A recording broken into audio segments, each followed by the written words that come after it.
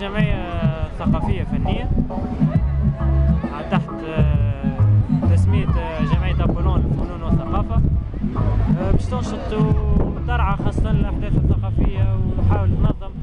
أكثر ما يمكن من الأحداث الثقافية اللي تنجم تنشط مدينة نصر الهلال ولا المدن المجاورة